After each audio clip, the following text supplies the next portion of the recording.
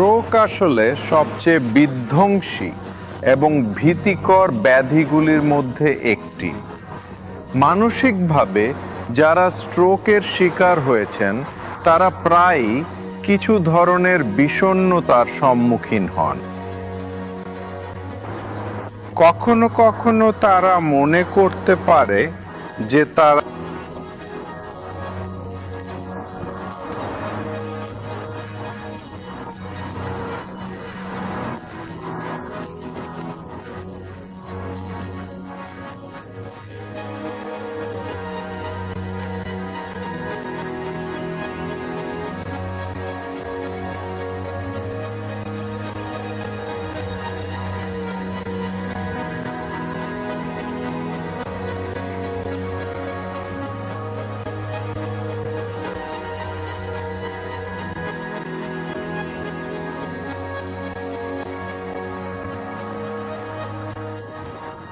স্ট্রোকের বিরুদ্ধে লড়াই করার সবচেয়ে কার্যকর উপায় হলো একেবারে এড়িয়ে চলা।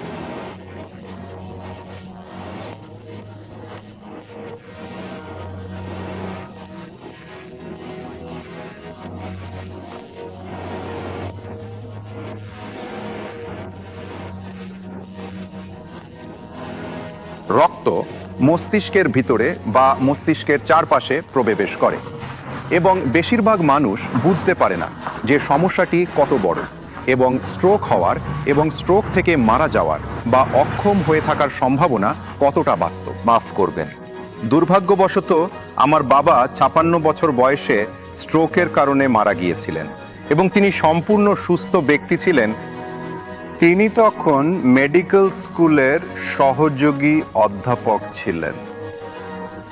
তিনি কাজ করতেন, তার যা ছিল তার কিছু স্ট্রোকের ঝুঁকির কারণ ছিল উচ্চ রক্তচাপ, এটাই ছিল, এবং তিনি একটু বেশি ওজনের ছিলেন, কিন্তু এর বাইরে তার কোনো সমস্যা ছিল না।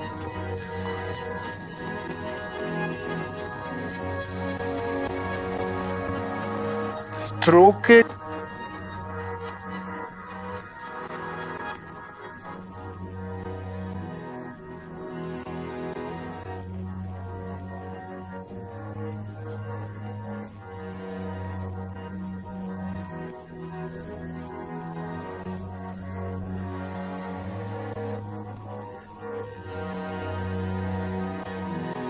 যাদের ইসকেমিক স্ট্রোক হয়েছে তাদের জন্য মূলত নষ্ট সময় মানে নষ্ট মস্তিষ্ক, এবং যারা স্ট্রোকের শিকার হয়েছেন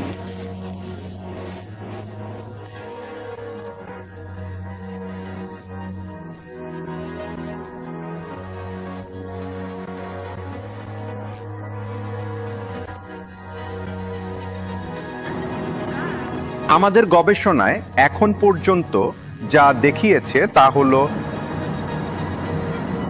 নিউজিল্যান্ডে স্ট্রোকের বোঝা খুবই বেশি এবং অন্যান্য উন্নত দেশের তুলনায় আমরা যেমন করা উচিত তেমন কাজ করছি না।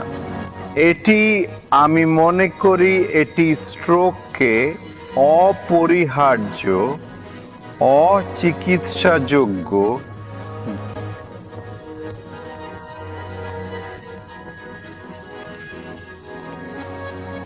এবং এখন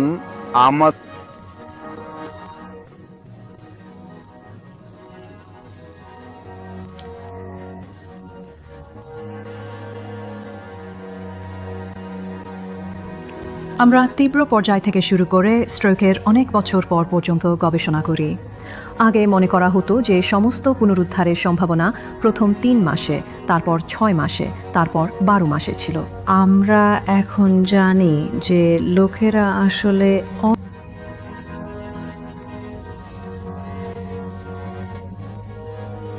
তাই আমাদের গবেষণা প্রথম দিন থেকে শুরু করে স্ট্রোকের ৫ থেকে ১০-১৫ বছর পর্যন্ত ফোকাস করে। এওটি স্ট্রোকের কারণ এবং তীব্র পরিস্থিতিতে কী করতে হবে এবং পুনর্বাসন উভয় ক্ষেত্রেই প্রচুর পরিমাণে গবেষণা চলছে।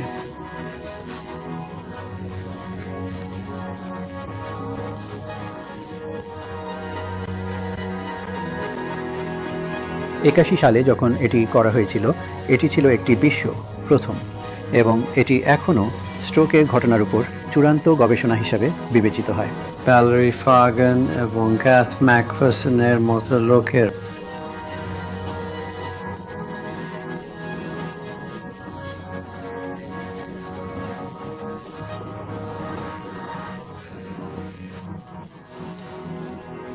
আমাদের সমস্ত ক্লিনিক্যাল গবেষণা প্রকৃত রোগীদের উপর ভিত্তি করে। হ্যাঁ, তাই আমরা রোগীদের সাথে কথা বলছি, আমরা তাদের সাক্ষাৎকার নিচ্ছি, আমরা পরিমাপ করি, আমরা তাদের অনুসরণ করি, আমরা কিছু হস্তক্ষেপ করি। এটি ক্লিনিক্যাল কাজ, আমরা ল্যাব কাজ করি না। জানতে পারা যে আমরা ভালোভাবে কাজ করছি না আমাদের